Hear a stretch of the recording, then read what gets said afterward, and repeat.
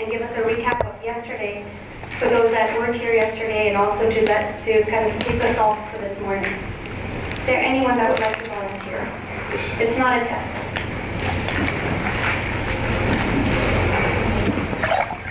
All trainer of trainers. You're leaders. Come on. Everybody should be volunteering. Even Suzanne, who wasn't here, is volunteering. Suzanne, does everybody know you? Would you like to do a quick introduction? I was planning. In the meantime, I hope to have a volunteer, otherwise I will volunteer someone. Yeah, my name is Suzanne Kiwanuka. I am a senior lecturer at the School of Public Health. I have met many of you, but I also know there are a lot of new faces here. I know there are lots of people I haven't met. I was supposed to join the team from the time you started, but I was away. But fortunately, I was able to make it from flooded Ghana last night. It's good to be here. So I'll be taking you through the session on communicating research. Excellent. Thank you. Welcome, Suzanne. So who's giving us a recap of yesterday? Hello, everybody. Hello.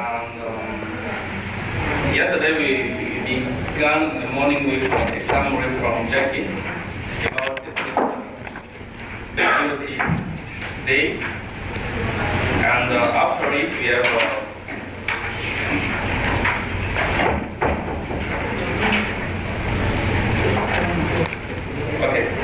after it we have a session with Dr. Vincent Goite, who talked about design and approach in health systems.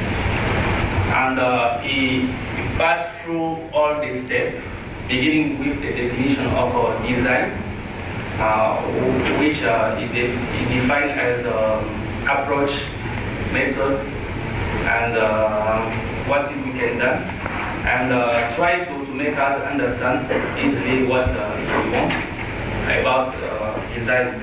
And after it, he spent time to explain us about how to improve our way of designing research,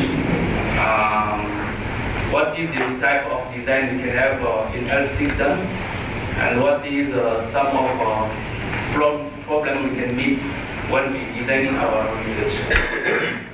So I think that is what I get in my mind after this session. So I ask you. So in the afternoon we have seen how to generate data and how to interpret data, and how to generate data.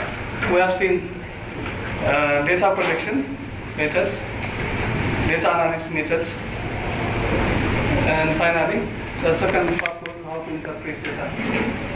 So we have seen there are two types of data, the qualitative and quantitative type of data. The quantitative is concerned with describing, whereas the quantitative is concerned with numbers. And there are different methods of data collection, which are different for quantitative and qualitative.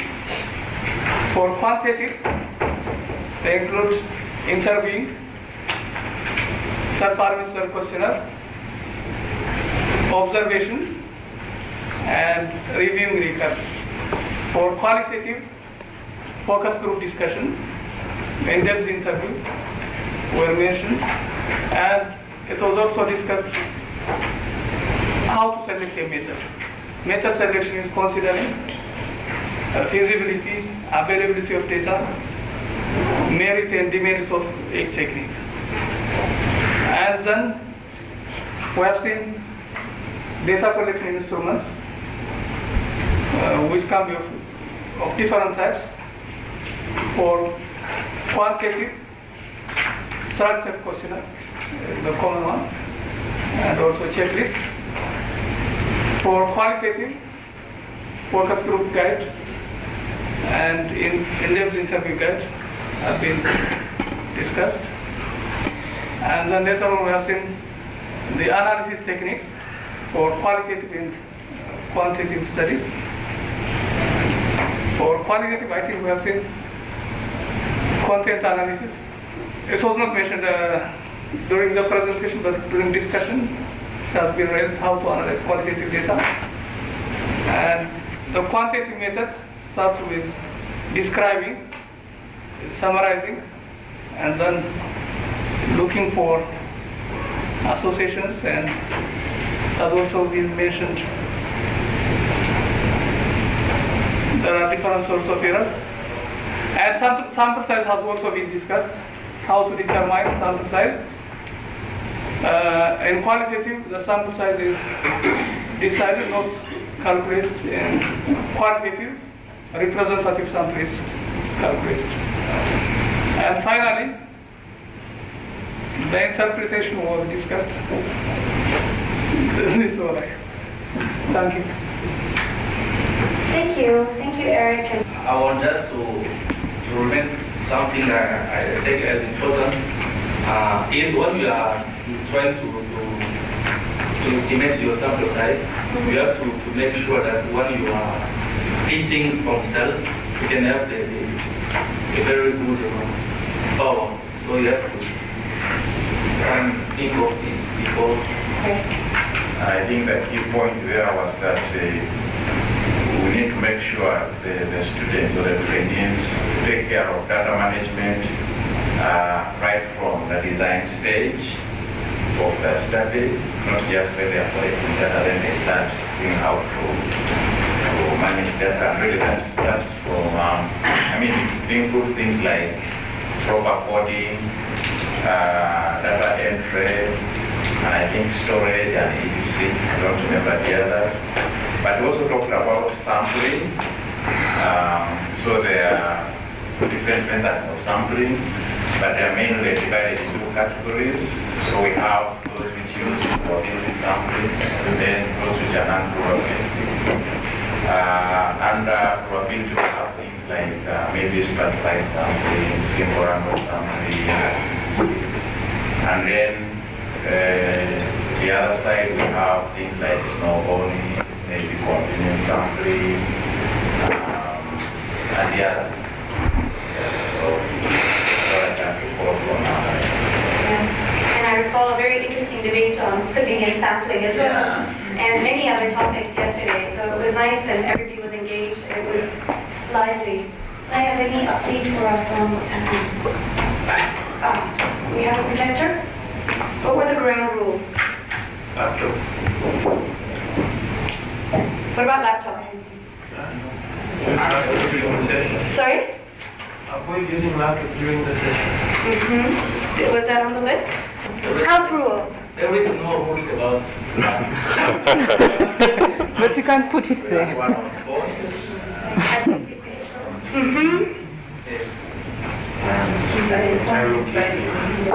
Okay, so I'm going to add one more house rule. No laptops. So in order to engage full participation, for the exception of Suzanne, who's presenting after me, I'm going to ask all of you to close your laptops. There won't be a need to take notes because you will get these presentations, and for the exercises, you just need a piece of pen and paper. So for those of you that had the extra 45 minutes, because we started late, it means you've had a chance to check your email. And so if everyone could please session, and I'll get the most of your participation. So Derek, thank you for raising the laptop issue. It was mentioned. It's not there, but it was mentioned. It was mentioned, so it looks like it's not being adhered to unless it's written. Huh?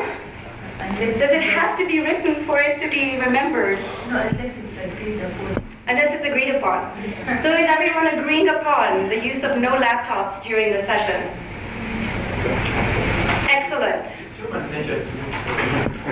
It is human nature to look for loopholes, absolutely, and it's also human nature to try and close them. So closing the loophole and closing the laptops. So who's still got their laptop open? Kellen, her laptop's open, but she's not here. Joanne, Eric, good. Good. You're just in time for a new house rule. Thank you very much. Do you want to know what it is? No, because I've lived with too many rules. We've introduced one more rule this morning, which is no laptops. That way I can get full participation. And you're just in time because we haven't started yet. Okay, so this morning we're going to be talking about evidence-informed decision-making in health policy. And I'm wondering if anyone can tell me why this is an important part of this course for us. We've talked about health systems research, we've talked about methodologies, we've talked about approaches. So why is evidence-informed decision-making? Okay, with the definition, we say that generally to provide knowledge and practice-based information relevant to health policy for improving health. So if you want to improve health policy, you have to provide them, you must know how is the process. So even we are making our study and research, we must know how we can interact with to understand. Purpose of health system research is to improve health. So in order to improve health, the findings of health system research will be utilized by decision makers or policy makers. And for utilization, we need to disseminate the findings, and we need to address a relevant issue or an issue which is a concern of the policy makers. And the policy makers in turn should make use of the data for decision making. So this is, I think, the final point where the purpose of health system research is. So in the last 2 days, we've been planning out with these students to do health systems research. So now I think this session is going to help us understand how Shumi still now knows how to do the research. So we want the student to link that research with the policy so that the findings are utilized and not just remain on shelves and things like that. So I hope this session will be able to help us do that. That's what I think. Hopefully you'll tell me at the end whether it's helped you too. Yes. This will give you a sense of what's in the curriculum, but also what's going to be in the presentation. So at the end of this, we hope that participants will be able to understand the positive as well as what potential unintended negative impacts of research results. I think we all know that oftentimes research can impact policies or people in positive and or negative ways. And often this is because of misinterpretation of data, misunderstanding of data. Well, hopefully students at the end of this will be able to describe the policy decision processes in health, particularly in their own countries. And this is where you'll be able to adapt your curriculum to ensure that that particular aspect of the module is tailored to your context. Apply decision-making models to real policy processes. Articulate, discuss, and critique the multiple influences on decision-making. Analyze the influence of evidence on a relevant policy, and this is probably where case studies will come in. And then design strategies for knowledge translation and research uptake so as to facilitate evidence-informed decision-making. And lastly, to keep in mind and design monitoring and evaluation tools for use in research to policy and practice. So there's a lot of objectives of this module. It's supposed to, according to the original curriculum, be taught over 2 to 3 days. We're going to condense it right now in about 1.5 to 2 hours, so we're going to speed through a lot of it. But want you to keep in mind that as you look at the objectives, make sure that it's aligned with your evaluation mechanisms at the end of the course. So if you want people to describe certain things, your tests for that should be descriptive related, so how do you describe? If it has to do with analysis, make sure that your evaluation mechanisms allow for analysis and things like that. So we have constructive alignment in our curriculum. And that's for you to discover and decide as you're going through this. As we go through, there are some examples of scenarios that I give that you can either use in when you're teaching or come up with different scenarios. So how would you define, or in your perception, what is a policy? We're looking at evidence to policy, evidence to practice. What is policy? How do you define policy? We must have more participation. Everybody knows what policy is, or at least has an idea of what policy is. Christine, in your mind, how would you define policy? Laws that are governing? At a high level, so you mean like at a national level or Yes. organizational level, perhaps? Okay. Any other interpretations?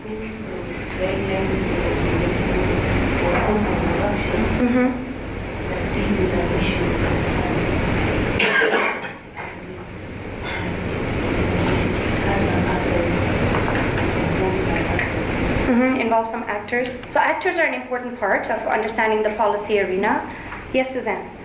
Yeah, I actually have a broader understanding of policy. Sure. To be, one, include the higher level standards, laws, regulations, but also lower level practices and interpretations and rules. There. Any other? I'm sorry, I'm just... So let's see if this kind of captures what all of you were thinking. There's a couple of definitions here. A policy can be defined as a set of principles, guidelines, and objectives to guide activities, whether at an organizational, sectoral, national, or international level.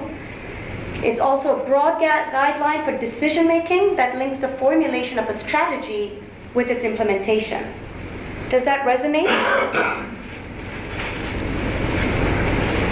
So when you do policy analysis, and we won't do this, that you can do a whole course in policy analysis, but in terms of understanding what's happening in the policy arena, we mentioned the importance of actors, certain actors in the policy arena. And when you're trying to do evidence to policy, you're trying to influence policy, it's important to understand who those actors are and the context, the power, and the process in the development of health policy. Why is it important to understand the process? Why is it important to understand the process of health policy if you want to influence health policy? If you're going to implement something, based on what the policy says, I will then give you an example that what works here may not work properly, say in Tanzania or Kenya. Right. So you need to know the context in which you're going to implement the policy. Right. So context very important. Yes, Christy? Yeah, well, so there are quite a number of actors that are involved. So it is important to understand the process so as to know whether you put into whatever every discipline is meant to have into this process, so that nobody is left out. Fair. Suzanne? We are the rationalists and they are the compromisers. So it's important for you to understand the process and the players, because then you know what you're approaching, what you're getting into. Right. Jackie?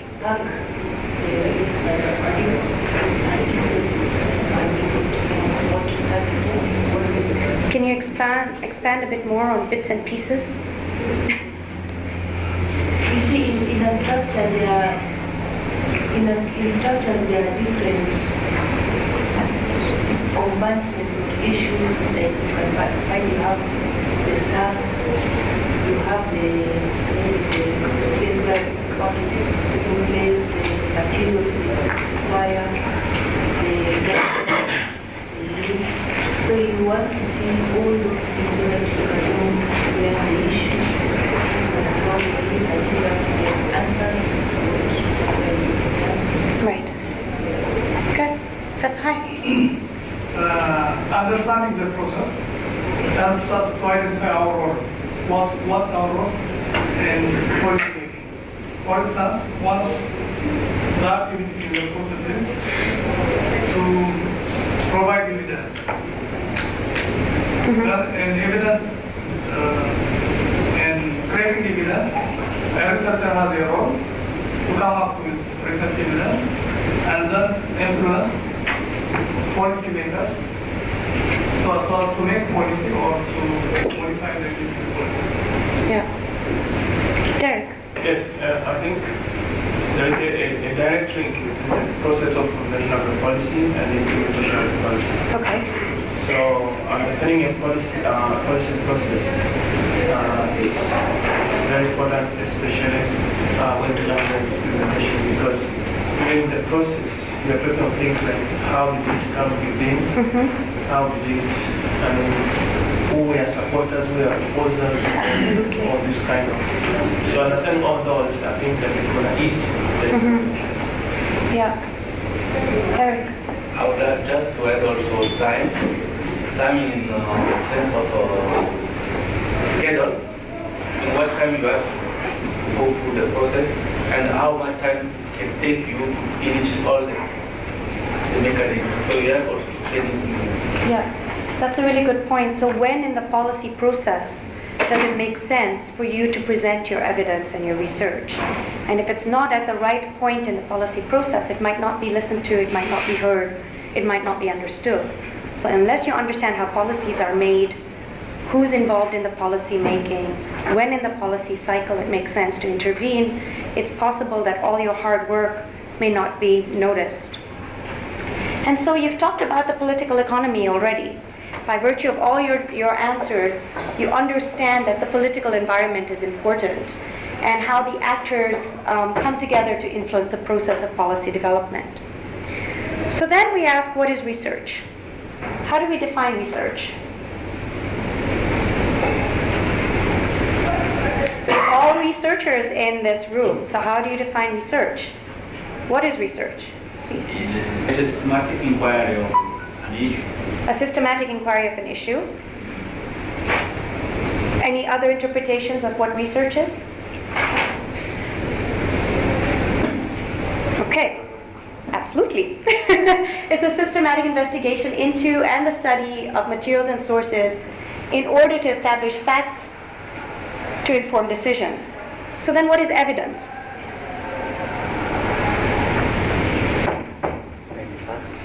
Any fact? That can help to decide on any issue, that's evidence. So how is evidence different from research?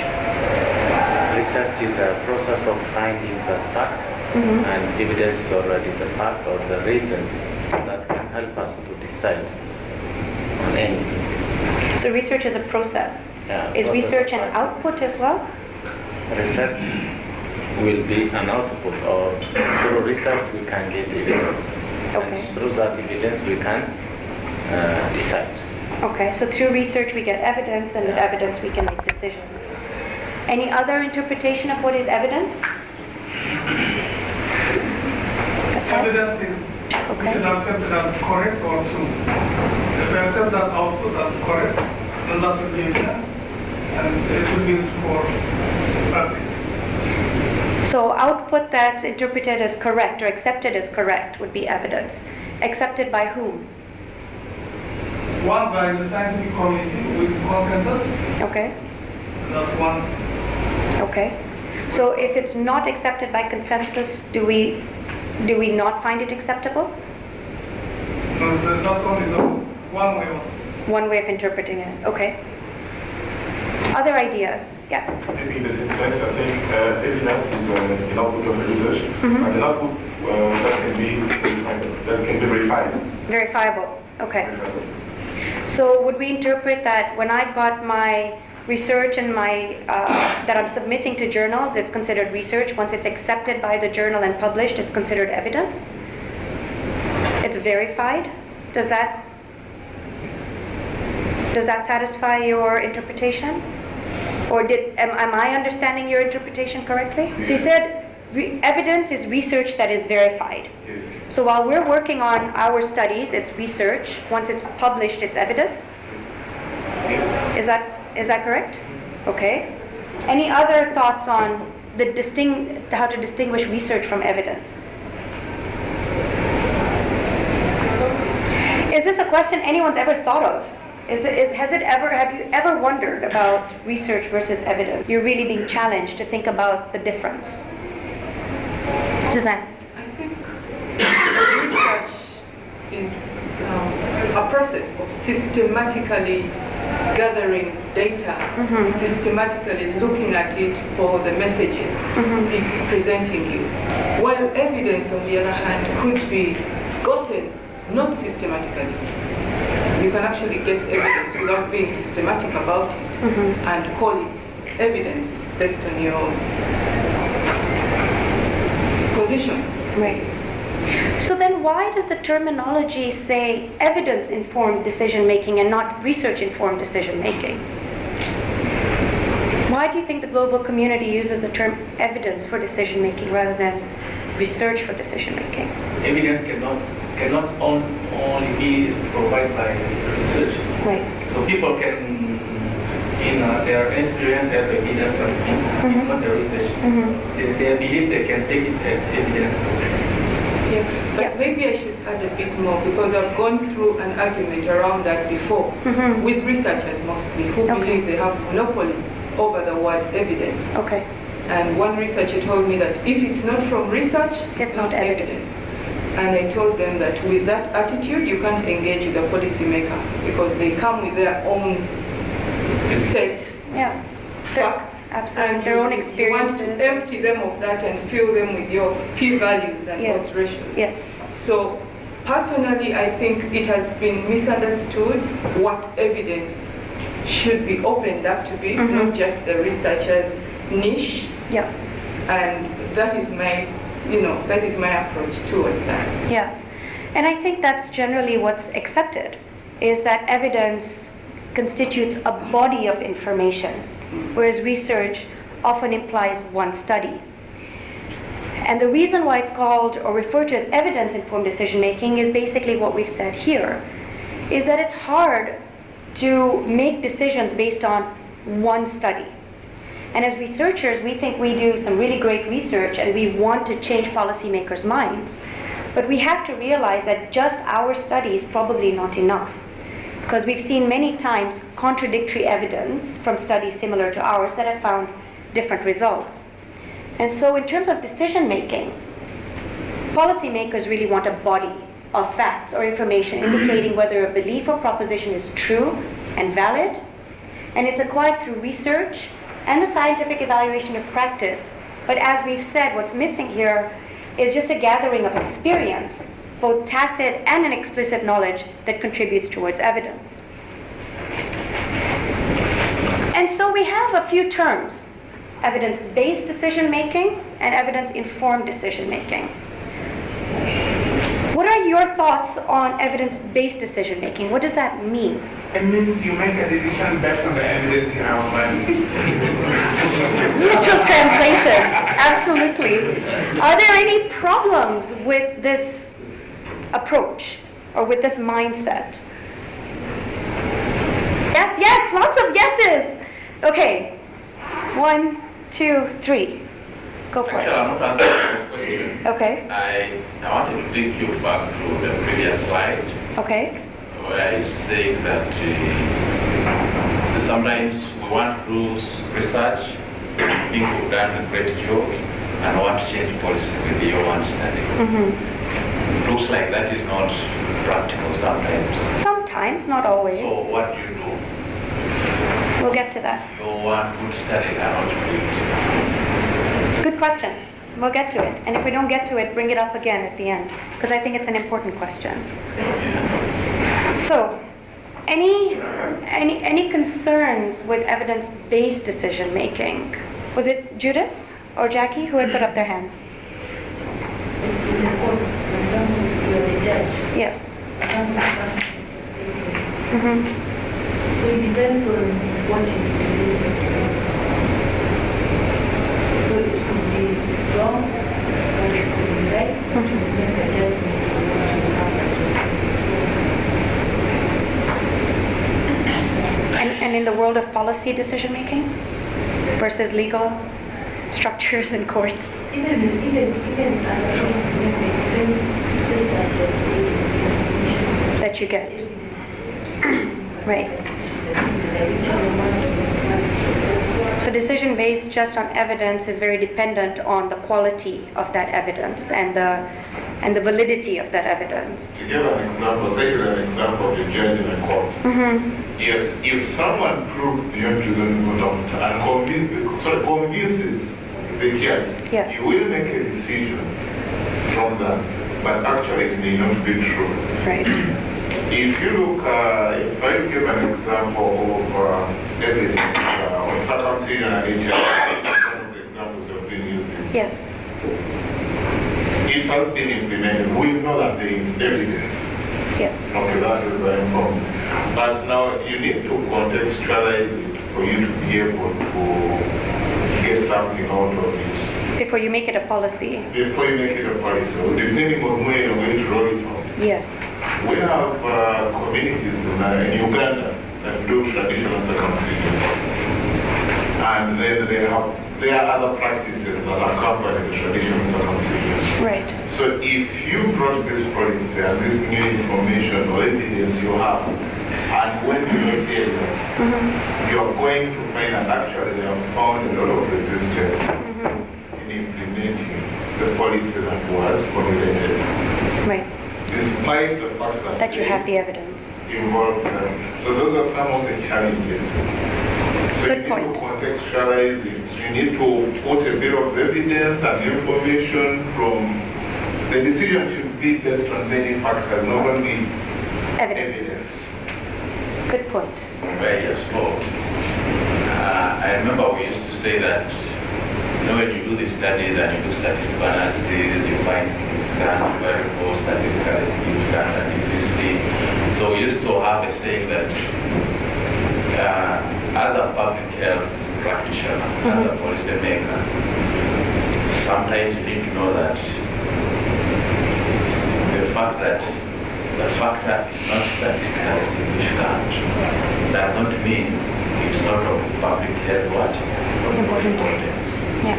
Yeah, so I think this brings a little difficulty if you want to use findings at the back of your mind.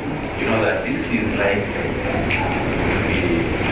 an important fact. Right. But the studies say it's not important. Right.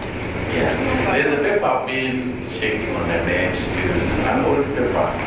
The title is Absence of Evidence. It's not evidence of absence. I don't know if you've seen such a thing. And I've seen a lot of discussion about that. If you don't mind, just check it out and see. It's basically looking at like what we're talking about is as negative results. Yes. So the fact that the study has not found association that it does not mean that the factors which have been investigated are not important. So as a policy maker, you might have to maybe look at other studies and see what they are saying. So this takes us back maybe to where we are saying. Eric, you wanted to say something? Try to put it in the next to give them what they want.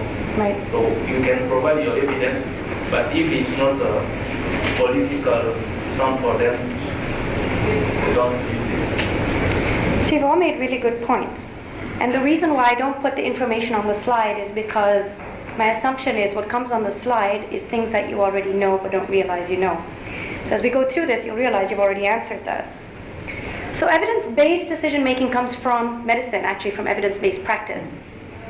And we realize very quickly that the world of medicine and the world of public health is quite different, and the complexities of decision-making are quite different. And the problem with evidence-based decision-making is that it assumes decisions are made only on evidence. And we know that this assumption can't be true. It also assumes that only research evidence has value. And from the discussion this morning, it's clear that other evidence has equal, if not sometimes more important value, such as, like you mentioned, the cultural and traditional norms here in Uganda. And I'm originally from Kenya, and it's very similar there when you come to the question of circumcision. It ignores the importance of resources, cultural, religious, and social norms that influence decision-making. And by resources, I mean things like the cost, both in terms of financial and human resources that it takes sometimes to implement the decision that you've made. So you might have great evidence about circumcision, but you don't have the resources to implement it. So why create a policy that you can't implement? Because that's then a failure of the government. It can also suffer from the undue influence of bad evidence, and we've talked about this already, and I'll show you an example. Is sometimes the way that evidence is projected or promoted can be misinterpreted, and the misinterpreted of evidence or data can cause catastrophic effects on the public. So here's an example. The UK Committee on Safety of Medicines warned doctors that a new third-generation oral contraceptive pill doubled the risk of thrombosis. What would happen if you saw this in the newspaper? How do you think the public would react? If you read this in the newspaper, what would you do? Or what would you advise your patients to do? Or what would you advise your female spouses to do or partners? Be fruitful and multiply. You would do what? We would advise them to be fruitful and multiply. So basically, you would advise people, oh my God, stop taking the pill. Isn't that what you would? Thousands of women did come off the pill, even though the risk had merely increased from 1 in 7,000 chance to 2 in 7,000 chance. When you just look at percentages like doubling the risk, it's scary. But as researchers, we need to ask the right questions. And we need to, when we teach our policymakers in this course about how to interpret data and how to interpret statements like this, is to ask the question, okay, it doubles the risk. But what do you mean by doubling? It goes from what to what? Ask for numbers, not just percentages, because percentages can create undue chaos. Look what happened. Devastating effects because of the one statement in a newspaper. And so we need to be really careful about how evidence is used, how data is interpreted, if it's going to be, if it's supposed to influence policy, if it's supposed to influence decision making, is how do you interrogate the data? Suzanne, you wanted to say something? Yeah, the researchers' role in cross-checking the interpretation of their research findings. Most researchers believe that once they have made the research available, it's okay if someone can write a newspaper article out of it, which is not exactly true, because the chances of being misrepresented from the scientific jargon to the popular terms is quite high. So it's important for the researcher to get engaged and interested in finding out what exactly the audience has interpreted from the results. Yeah. And the thing is, depending on the interest groups and the people who care about this issue, some will be very happy with the way that it was positioned to the public. Because there are people that aren't supportive of contraception, that don't believe in contraception or family planning. And so it's possible that data can be intentionally misrepresented to fit the interest group. And these are some of the complexities of why politics is important when you're trying to use evidence to influence policy. And if you don't understand the politics of policy making, the way your research is used could discredit you as a researcher. So it's your responsibility in many ways, like Suzanne said, to make sure that your research, when it goes into the public, is interpreted in the way that you intend for it to be interpreted, and that it's utilized in the way that you want. Here's another example. And for this, I need all of you to grab a piece of pen and paper. It's a mathematical problem that you're all going to have to calculate. It brings in biostatistics and epidemiology. It's a bit of a test, but there's no judgment. And the reason why it's a bit of a test is to see how do we do on this question versus how did doctors do on this question. This was posed to gynecologists, 160 gynecologists. A 50-year-old woman with no symptoms participates in a routine mammography. She tests positive. She's alarmed and wants to know from you, the doctor, whether she has breast cancer for certain or what her chances are.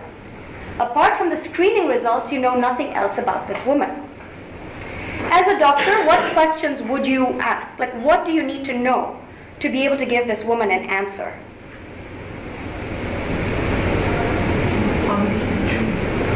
Family history. The use of contraceptives. But you know nothing else about this woman. What do you need to know about breast cancer? That's high. The prevalence of breast cancer is okay. You need to know the prevalence. How are you going to tell her a risk if you don't know the prevalence? Suzanne? Family history. The family history, the use of contraceptives. But you don't know anything else about this woman. So you got her diagnosis. I want to know what my chances are. And I'm coming to your office, and she hangs up the phone. So you can't ask her anything else. But she's coming to your office, and you need to tell her truly what her chances are that she does have cancer. She's tested positive, but you don't know if she really is positive. What else do you need to know? Sorry? But that means you have to ask her the question. You can't ask her any questions. I think that we have a problem with the test. Because when you interpret the test results, you must have information about what we call the quality of the test. Okay, so you want to know the prevalence, but you want to know the sensitivity of the test, right? You want to know the number of false positives and true positives. So, Go for a second opinion. right, but at this point, she just wants to know from statistics, what are her chances? So as an epidemiologist, as a doctor that needs data, you need to be able to tell her, based on the population, this is your risk, right? And so you need to know the prevalence, the probability that she has breast cancer. You need to know that if she has breast cancer, what the probability is that of the sensitivity of the test and the false alarm rate. Now that you have this information, what do you tell her her chances are? So this is where you get a piece of pen and paper and you work out her risk. So I'll give you a couple of minutes to do that, and then we'll discuss what we think the answer is. You have all the information that you need now to calculate her risk. And I'm suspecting everyone here has done training or courses in epidemiology and biostatistics. This is the foundation of public health, people. This is our foundation. We love health systems research, but if we can't understand what's happening in services at the individual level, we can't work at the population level. So dig deep into your minds about your course in basic biostats and epidemiology. They used to software. This is back of the envelope calculations. A very long formula. Why is it correct to use it?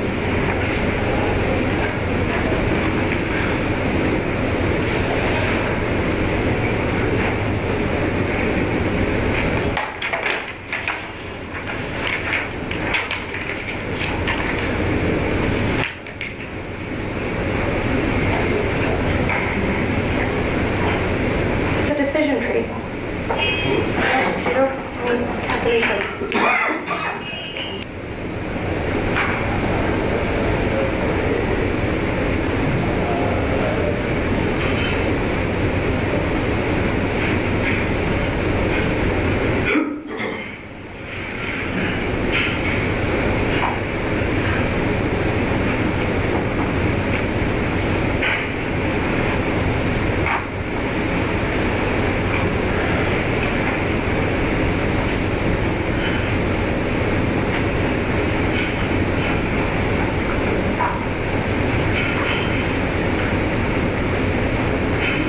Maybe one more minute?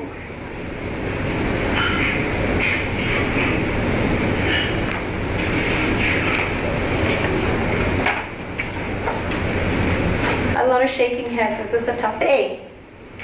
Hands up. I just want to count of people. How many chose A? 0. How many chose B? You said A? Okay, I'll ask again. Who chose A? One person. Who chose B? Okay. Who chose C? One person. Oh, come on. People are not putting up their hands. Who chose D? More than D. 1, 2, 3, 4, 5. Who hasn't calculated yet? We cannot have only 7 people having done this question. This is not participatory. Come on. Okay, I'm going to ask again. You can't shout out the answer because I just need a count of hands. I don't care what you particularly answered because I'm not judging here. So I'm doing a count again. Everybody has to have an answer. Even if you're guessing, you have a patient coming to you, you have to give her an answer. Okay? Some options are missing. You know what? You have a patient coming to you. You have to give an answer. She will believe your answer. We all know that, right? She will believe your answer, even if it's wrong, because you are the expert. So choose an answer. Okay, A. How many people chose A? 1, 2, Huh? 3? Yeah, sorry. Okay, put your hands up, please. High. I can't count. Who chose B? Will you give chocolates? 1, 2. 2 chose B? Okay. Who chose C? Hands up high. C. 1, 2, 3. Why do I feel like I'm in a kindergarten class? Who chose D? Everyone else. No, it's not true. 1, 2, 3, 4, 5, 6, 7, 8. You should have another option of none of the above. Okay, who chose E? None of the above. It's okay, I will choose more than I prefer E. E, something else. Who chose something else? Whose answer was something else? 8, 9, 10, 11, 12, 13, 14, 15. Are we only 15 people? Who's not put up their hand? We cannot shoot the rest. Can you do some deduction? The rest I need. Okay, the answer is C. C. So, who chose C? Can you explain to us why that's the answer?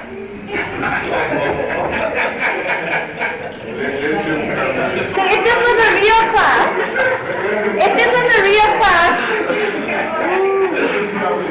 yes, let him do that. If this, 9 out of 100. 9%. that's E. I say E. That's E, other, okay. It's easily similar to the C. It's similar to the C. C is 10%. 1 in 10 is 10%. That is 10%. I want 10%. So you're saying 9%. 9, 10. 9% just means around D. Yeah. Okay, 9%, 10%. Okay, so if this was a real class, what I would ask you to do is to find somebody that had a different answer from you and convince them why yours is the correct answer. That's what I would do in a real class. Because we don't have time for that, what I'm going to ask is for somebody that got the right answer to see if you can come and explain to us why that's the right answer. Given that we don't have time for that either and we're running late, this is how you calculate it. If you put numbers to this instead of percentages, it becomes much easier. So if we have 1,000 women, we know that the probability that a woman has breast, there's a 1% prevalence. So we know that out of 1,000 women, 10 will have cancer, right? But if she has breast cancer, the probability that she tests positive is 90%. So 9 of these will test positive, right? And if a woman does not have breast cancer, the probability that she tests positive is 9%. And so, so then you're asking if her question is, apart from the screening results, you know nothing else about this woman, what are her chances that she actually has breast cancer? And that's how you figure it out. 9 out of 1,000.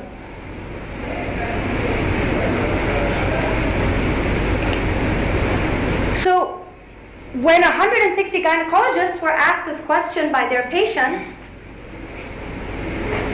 less than half of them got it correct. Less than half. And so it goes to show that if one doesn't really understand how to interpret public health statistics, patients can be greatly misinformed. And our public, as we saw in the previous scenario, can be greatly misinformed about the impact of our research results on their health. And that's why evidence-informed decision-making can be such a tricky area. Because how do you interpret evidence? How can somebody else interpret evidence? So we talked about this a little bit earlier, is how are policy decisions made?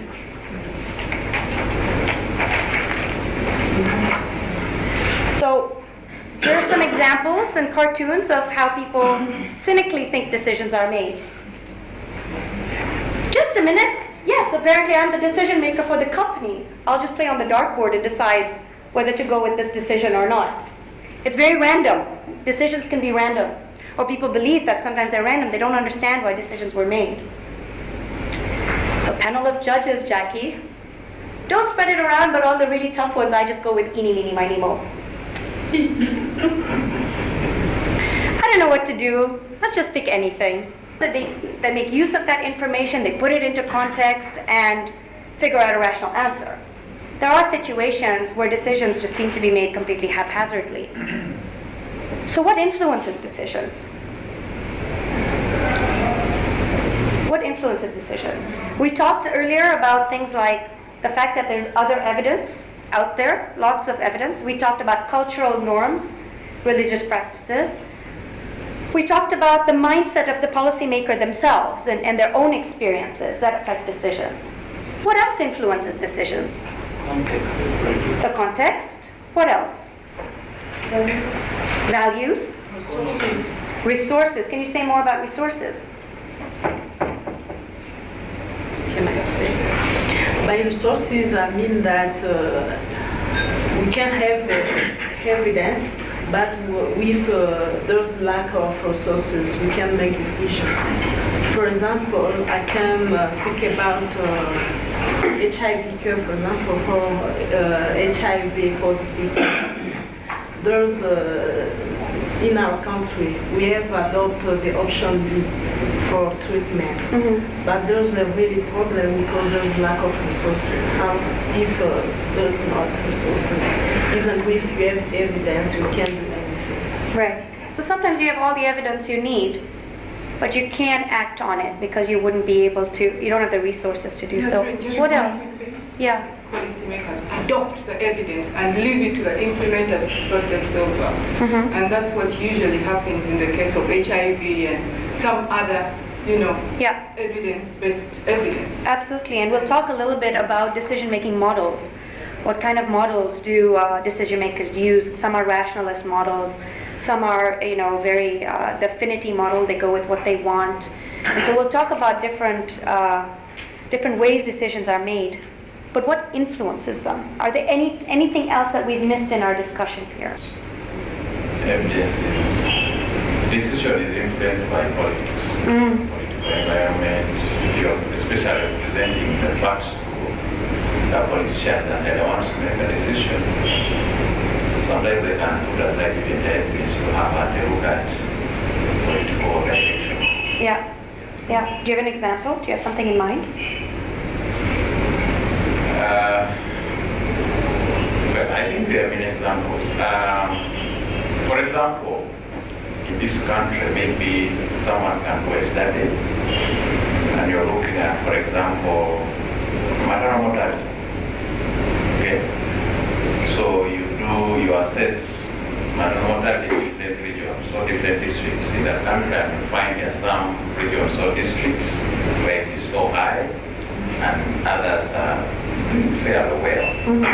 So what that would mean is you want the decision makers, the policy makers to put more resources in those districts where maternal mortality is high. You see. But if all these people are in the room and they're making a decision, you might find that even those who are coming from districts which are doing fairly well, they can still bargain for some resources to take their people so that they go and tell them who brought in these resources and it is, for us next year is for elections. So we want to see that So you brought two important points. One is just politics in general, and the other is the party line. The party preferences, whoever's in power, and what their constituents want, versus just the bargaining nature of politics and priorities. Derek. They have values attached to them and beliefs. Therefore, I have a feeling that these values they believe in are the one influencing the decision. If a decision maker believes that condom can help to control population, then it will be positive the decision to use condom. Absolutely. It's not believing in that, but definitely whatever evidence you bring won't make a difference. Values are very important. Go ahead. I think also the magnitude of the problem can also influence. Sometimes we can have different cases and how big they are to make people to actually act on this and do this. Any other ideas? Power struggle. Power struggle, say more. Yeah, I mean, for instance, you have maybe, here you have a ruling party, and here you have a constituency which is in opposition. Then there is evidence that there is a problem, a certain problem, be it of health or whatever. But by implementing that, they think that they will be giving credit to the opposition. So they just leave it. Party politics. Yeah, you know that too? Yeah. Absolutely. Absolutely. John? The issues of values which David has mentioned, which I believe is key in how policies come and how resources are allocated. So I'm just wondering whether actually there is something like no resources, or is it actually resource prioritization, where are or appropriate allocation of resources? Because you find that there are some programs that never run out of cash and or funding, and then there's so many other programs that may even be affecting very needy people or a huge part of the population that is always never really given priority. So there's always questions to do with governance, a lot of issues to do with control of resources. Who actually controls those resources after taxpayers have put money there? Because that dictates a lot what is done and what is not done. Not necessarily that there is money, there are resources to do something and no resources to do another thing. Yeah. No, you're absolutely right, and I think that like a label that these resources are for this, but it's allocation and prioritization that really takes precedence over. Absolutely. And so I think you've mentioned all of these already. And I think when I talk about ecological impacts, it speaks a little bit to what Joan is saying is, if you're going to do research and you want to influence policy, if you don't understand all these things about what's going to influence your decision maker, you can't make sure that your research fits into all these different interests that are going to affect whether they take your research into consideration, your evidence, your team's work into consideration. If you have no understanding of what their beliefs are, what their values are, what their priorities are, if you do research in an area that's a priority, by default you know that they're going to take more consideration of your work than somebody's that isn't a priority. The same thing in terms of the relative benefits and harms of other options. You may have a fantastic discovery, but somebody else might also have a pretty good discovery in terms of how to improve population health, but that one's more cost effective, that one's more practically implementable. And so what are the politicians going to choose? What are your policymakers going to choose? They have to make a choice. And you're not the only one that's banging on their door. There are many people that are saying, I have great results, I have important information, I need you to take this into consideration. They have so many people trying to get their attention. And so if you don't understand all these things that influences the decisions, and if you only focus on your research, then it's not likely that you will influence decision making at all. And I think implicitly we all know this, and we just discussed it, and we've all articulated it. But I don't know if we all always think about this when we're doing our research. And so when you're doing health systems research and you want to affect the health system and you want to affect policymakers that make decisions on the different interacting parts of the system, the policy, the governance processes, the financing that happens from the government all affect how your system operates. And if you don't see a way that your research and your findings fit into the system, then you might be a very frustrated researcher at the end of it that might publish a lot. But if you really want to influence public health, you probably aren't going to affect your goal. And so we move from evidence-based decision-making to evidence-informed decision-making. And I just think this comes in some ways to what Eric said. And what all of you have articulated in many ways is that there are a lot of things that inform decision-making. And evidence is one of thousands of other things. We are a small cog in a big wheel. And so evidence-informed decision-making has been defined in different ways by different organizations in terms of the purposeful and systematic use of best available evidence to inform the assessment of various options and related decision-making in practice, in program development, and policy making. Many of you work at the district level, the county level, the provincial levels, the sub-district levels. You're not all working at the national levels, and so maybe your research isn't relevant at the national level. And so, how practices occur, how community health workers are operating, how they're being supported, how supervision and all occurs, is really evidence for practice. It isn't always evidence for policy. And so even though we keep talking about evidence to policy, in here we really use the acronym EIDM, evidence-informed decision-making, no matter what level the decisions are at. It's a continuous and interactive process, and I think you all know that from the work that you do. And it involves the explicit, conscientious, and judicious consideration of the best available evidence to provide care. It should be informed by a wide breadth of evidence, not just hard research, which you've all articulated.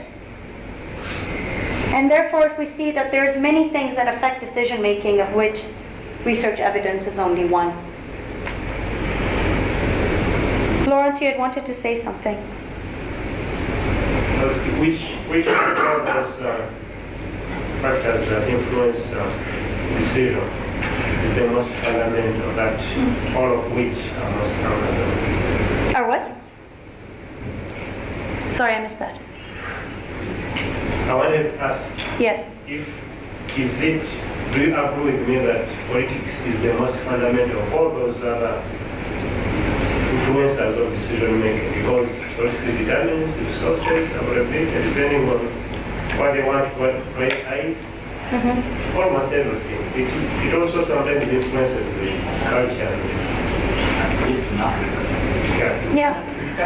I think a powerful area that we always forget is who the other actors are. There are many people that can either support or hinder the effect or impact of your work. And if you look at the tobacco industry, there was plenty of evidence about how bad tobacco is before people made decisions on reduction of tobacco use or banning of smoking in certain areas and stuff like that. The power of the tobacco industry and the lobbyists hindered real research evidence from making a difference in policy making for decades. The FCTC came like only in the 90s. The lobby politicians. So the argument then is, should researchers enter the lobbying arena? Should researchers be advocates of their evidence the same way that lobbyists are advocates of their evidence? And what is the role that we play as researchers? It's an important question, and it's a big debate, and I don't want to get into that debate right now, but it's a question we all need to ask ourselves, is why do we do the research that we do? And what impact do we want that research to have? And what role do we play in getting that research to make a difference? Talk about strategies to influence decision making. And some of the strategies could be our own influence, but it could be going through other people to influence. And how do we get smart about that? As researchers, we need to get really smart. And so what is the role of evidence in decision making? And so some of these are just natural to us in terms of what is the point of evidence? Why do we do research? We know we want to prove the existence of a problem. Sometimes people know there's a problem, but unless they see the hard data, they don't believe it. And so sometimes, doing research helps to legitimize the existence of a problem.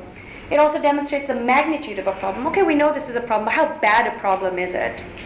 Research helps with that. It assesses the likely impact of various policy options. Policymakers don't only want to know what you're proposing, the importance of when you turn your research into a policy brief and what goes into a policy brief and why is that an important skill to have, and the value of options in your policy briefs. Sometimes evidence is used to legitimize or support existing policy leanings. And somebody alluded to that earlier, is sometimes decision makers only want research that supports their beliefs. And so sometimes evidence can be used in a manipulative manner. But sometimes policymakers may be actually incapable of using this evidence because it's not coming at the right time, it's not deep enough, it doesn't take the spin that they want. They don't want to release the information to the public for reasons that might be more political in nature. And sometimes they don't even know how to interpret the science. They don't know what it means. And unless we know, and this is what Suzanne will talk about, unless we know how to package it for them, it's not likely that it's going to make a difference. So here are the different evidence to policy models that are used. And it would be important for you to think about when you're teaching this course, is what's relevant in your context, and ask students to think about examples where each of these kind of decision models have been in play. So many of us as researchers believe that research should affect policy. And we believe in this purist, classic, knowledge-driven model that's linear. You create research, you communicate the research affects policy. Highly unlikely, but it's a model that's believed in. There's also the rationalist model of evidence to policy, where the policy problem is identified, you have a problem, and now we need to find solutions for that problem. And so let's do some research as to what makes sense. And so this research is directly used for policymaking, and it's instrumental. And the reason for the policy choice is generally based on evidence. It's not often how policy gets made, as policy is more iterative, but there are cases. And it would be important for you to think about in your policies in your country, when have these different models been used? Can you give examples? Can your students come up with examples? When you're doing a case study, as part of the way that you're testing for this course, would this be part of the discussion that you want your students to include? Is, based on this policy that we're evaluating, what model has been used? What was the approach used? And so you can integrate all of these into your evaluation of the course. The Enlightenment and incrementalist model. So this is when there's gradual sedimentation of insight, theories, concepts, evidence over time that helps with the decision making. And the evidence is one input to many that helps to deepen the understanding of the complexity of a problem or how context shapes the problem. So it may not have direct policy impacts, but it contributes to the way the policy is being discussed or thought about. There's the interactive or network model, which involves this constant interaction with researchers, with experts. Many of you have been invited onto technical working groups, you've been invited onto policy advisory groups, and you have these linkages and relationships with policymakers that they know if they have a problem, they need some insight, they want to know where the evidence is, they can call you up and say, can you help us think through this problem? And then there's the elective affinity model.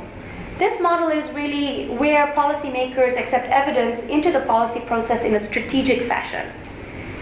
People think of this generally negatively, saying, oh, you're only using the evidence that suits your values. You're only using evidence to prove your point. You only want to use evidence that supports your party line. And so generally, this model is thought of quite negatively. However, oftentimes there isn't enough information, and so policymakers will commission research. And to commission research, that takes time. And people think that often this is a delay tactic. Oh, they're commissioning research because they don't want to make a decision. Research takes 2 or 3 years. They don't have to make a decision for a while. But what it does do sometimes is stop or at least hinder the irrational decision making. It can buy policymakers sometimes with a bit of time to get the information that they need to make a rational decision. So generally people think of it in a negative way, but that's also unfair. So this is different models. And I'm wondering if any of you have any reflections or thoughts about what's predominant in your context. From what you know about how policies are made in your country, which of these models resonate? Or for which policy did one model work versus a different model was used? Are you familiar? You cannot make an assumption. No assumptions, from what you know. Every research went to the Ministry of Health